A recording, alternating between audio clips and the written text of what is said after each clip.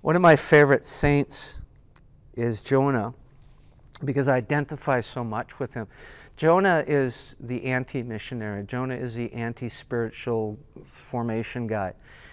God asks him to do something, and he doesn't run from the task. It actually says twice in Jonah 1, he evades God. He runs from God.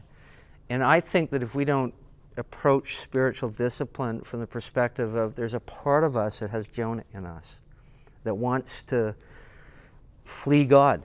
I want to be God, but if God's asking me to submit to something, I want to flee him.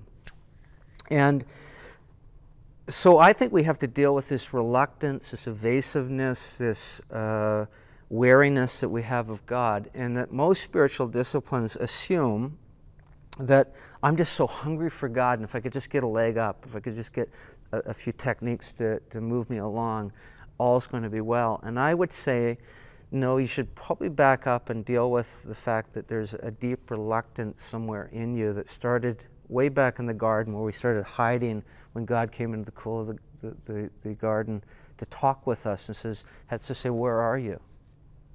And I heard you, so I hid.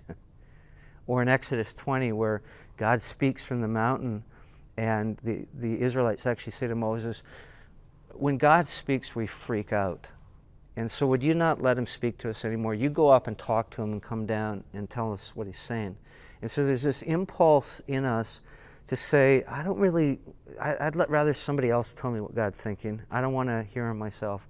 I'd rather somebody else digest holiness for me and then tell me, a few techniques, but I don't want to go there myself. How do we overcome that is, I think that we have to have ongoing experiences of the grace of God. That when we understand that God, what John says at the beginning, that out of the fullness of Jesus' grace, he's giving us one blessing after the other. That every encounter with God, even if it's a rebuke, is grace-soaked.